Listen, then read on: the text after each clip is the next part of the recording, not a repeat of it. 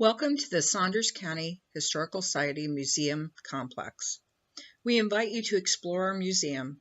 We have a variety of exhibits that tell the story of Saunders County, Nebraska, and its people.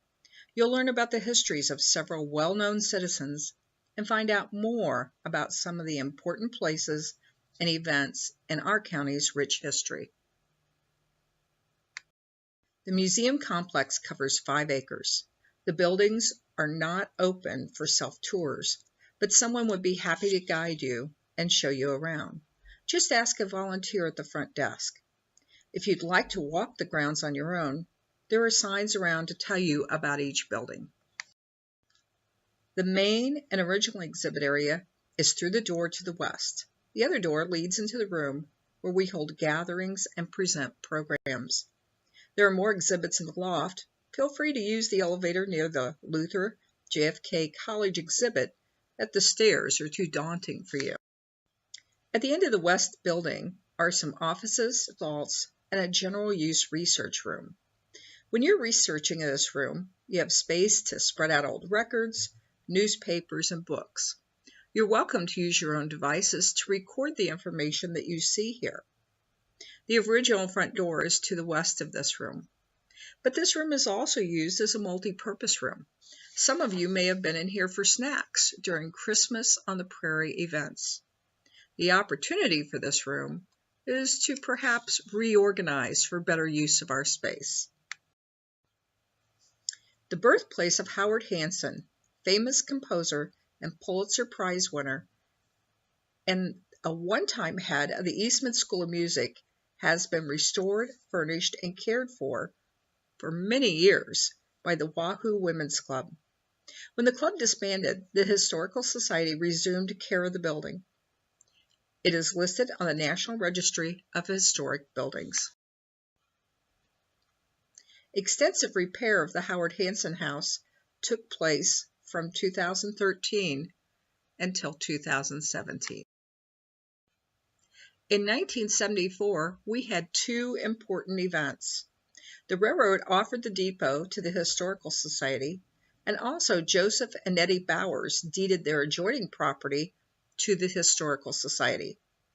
The doors opened home for countywide collections and items of historical value. The museum was constructed and opened for business within 2 years. As our collection of exhibits and research material grew, the need for more space has also grown. A donation of funds from local people added the addition that took place and you see today. 31 years after the Historical Society opened, the new Anderson Nelson addition opened in 1974. Having a basement for storage and archival material was key to our success of preservation of materials. Additionally, the Lindquist Loft and the first floor exhibit space really helps us display many of the artifacts that we've collected from around the county. A more accessible front entry door and paved parking area were also included in this expansion. Our log cabin is a great example of early settlers to the area. When the Cavans immigrated and settled near Morris Bluff in July of 1873. They built and lived in this home until their deaths. A log cabin is typically an example of the Czech American pioneer dwelling. The walls were built of logs which have been planed on the inside and outside faces. Clinking, made of clay, mud, and grass, fill the gaps between the logs, and the logs are secured at the ends with dovetail notches. Note, we even have an outhouse in the background, although we prefer you to use the facilities in the museum. Our log house also has a second story, which can be reached by a ladder on the outside. This secret room was actually used to store grain. In later years, the Cavans installed another ceiling below the original open beam ceiling. They also covered the walls with lath and plaster This part of the log home was intended to be a part of a larger dwelling. The District 42 schoolhouse was one of 119 public schools in Saunders County. The school was also known as the Neff School. Grades from 1st to 8th were taught here, and teachers were often young women aged 16 or 17 years old. Our school building was furnished as it would have looked at the turn of the century by the Retired Teachers Association. The long benches at the front of the building were where the children gathered for their lessons. Rules here were very strict. Students had to sit still with their hands and legs crossed while they were not working. When called upon by the teacher, they had to raise their hand and then stand to answer. Today, the schoolhouse is often used for children's activities during our annual Christmas on the Prairie event. We even have a church on our property. This church came from the town of Weston, Nebraska. Weston was planted in 1877, 12 years before the church was built. The original town was platted on land donated by Captain William Davis and his wife Nancy. The children of William and Nancy donated the bell to the church in honor of their parents. The bell presently sits to the south of the door. From 1920 to 1948, all services in this church were held in Czech. Today, the church is used for an occasional wedding and, of course, for our Christmas on the Prairie celebrations. The church was donated to the Historical Society in 1980 and moved in 1981 from Weston. As you can tell from the photo, that was no easy task. Power lines had to be moved. It was quite an event, but we're grateful to have the church on our grounds today.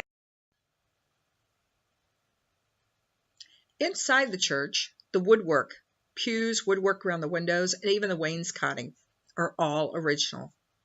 Stained glass window panes were installed in 1966. The walls and ceilings were paneled in 1968. The carpeting and tiles were installed in 1970.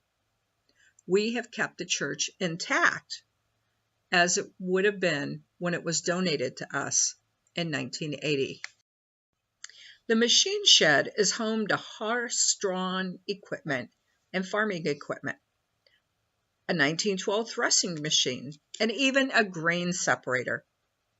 There are also a variety of tools that are used by farmers and businesses that supported the farming, agriculture, and industries in Saunders County.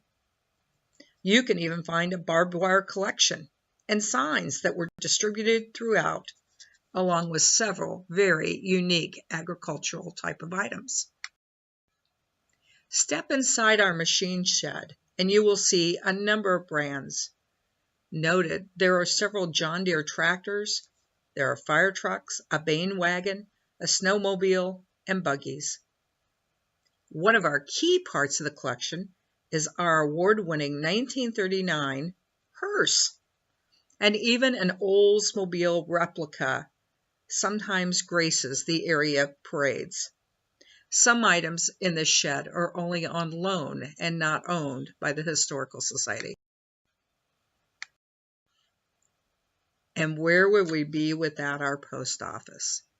Each year at Christmas on the Prairie, children are invited to mail their letters to Santa, or people can have their Christmas cards postmarked with a special Christmas on the Prairie stamp, a cancellation stamp, to let people know that they've been to the museum.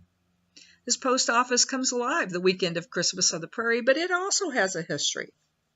The salvage room and mailbox were actually owned by a postmistress, Hazel Owen, and then leased to the postal department. There's a sorting table next to the back door that was built by Mr. Owen, and sitting on top of the sorting table is the original drop box, which was bolted onto the outside of the building and padlocked. Letters can be slipped into it by lifting the flap on the end. The mailbox sitting on the white stand is one which any farmer would have on a rural route, and Memphis, where this post office came from, also had one at the time. A newer built post office in Memphis was closed in 2007, but even the flagpole out front was a part of the post office when it was in Memphis, Nebraska. Our rail car is a delight to many people who are train enthusiasts. We have the original features, which include a desk where the conductor could count out his tickets. There's a heating stove and even a bathroom. Beds were for the brakemen. There's a sink with a gravity feed tank. Now that was added later. A water cooler. All the features that we might recognize inside of a caboose that was operating. This caboose was built in the 1920s by the Santa Fe Railroad, and we obtained the caboose in 1982. The Santa Fe Railroad was bought out by the Frisco Railroad, which in turn was bought out by the Burlington Railroad. And it was the Burlington Railroad who provided this caboose to us in 1982. Cabooses were traditionally at the end of the train and originally were helped to slow down the train. Until the 1980s, the U.S. and Canada had laws requiring all freight trains to have a caboose and a full crew for safety. Today, nothing more than a flashing red end device, or FRED, is used. It takes a lot of people to keep up and maintain and improve the Saunders County Historical Society Museum complex. This shaded walkway was actually made of salvaged original city bricks, which made their way from the caboose to the depot, making it a much nicer walkway than what we had before. Trains were a way of life in rural Nebraska. The first train came through Saunders County in 1887. Until trucking was introduced, all freight, livestock, and produce was shipped by train. Many items were ordered from a catalog, and the trains were vital to the development of rural areas. Our depot was built in 1886 at a cost of $3,475. It was donated by the Burlington Railroad in 1974. The agent who ran this depot was responsible for keeping depot records, taking care of the patrons, and making sure the baggage was put on the correct train. Often his wife and sometimes his children would help in this effort. Until the 1960s, there was a door on the outside of the office and a hallway between two waiting rooms. The women's waiting room was always separate from the men's in the early days. The depot use was discontinued in 1973 and tracks abandoned in 1982.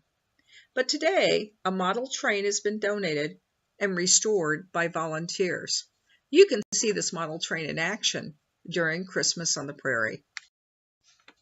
The first room in our depot is the ladies' waiting room. Children usually also waited with their mothers because the men's waiting room could be just a little rough. The room was turned into a smoker's waiting room in the 1950s. The next door is the depot agent's office, where business was handled. The bay window allowed the agent to see when the train was coming.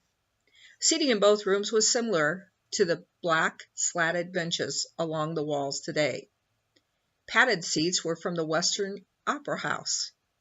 The baggage room, where luggage was weighed and stored until put onto the train, was next in line in the building. Beyond that is a freight room, where larger pieces of freight are stored. Today, the freight room is viewed as an opportunity. What ideas would you have to repurpose and reuse that room? Not all depots had living quarters, but many were built as incentives to encourage family men to also become agents. The second story to our depot is where the family lived that was the agent for the depot. Stairs to the second floor area is entered through the men's waiting room. The furnishings are in the 1920s style.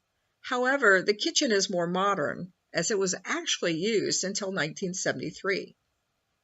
Agent Joseph Bowers installed the plumbing at his own expense. so that his wife Nettie would not have to carry water up and down those steep stairs. Recently, a grain bin was donated by Jerry Johnson, who's also volunteered to do some of the restoration on this bin. Purchase of a corner lot nearby completes ownership of the entire area by the Historical Society. As time progresses, collections and items continue to be part of our history, and expansion may become an issue. We preserve the past to enhance our. Thank you to the many volunteers who graciously donate their time, energy, and funding to make the Saunders County Historical Society what it is today. People come from all places, all locations, and all walks of life to help us preserve both our artifacts and the history behind them for the education of our population. We appreciate your help and your service to others. The Saunders County Historical Society would also like to acknowledge our corporate sponsors. Thank you. Thank you for helping us maintain and preserve our history.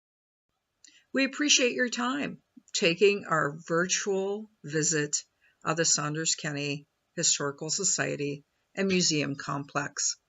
We appreciate you and hope you can come back and visit us in person sometime very soon.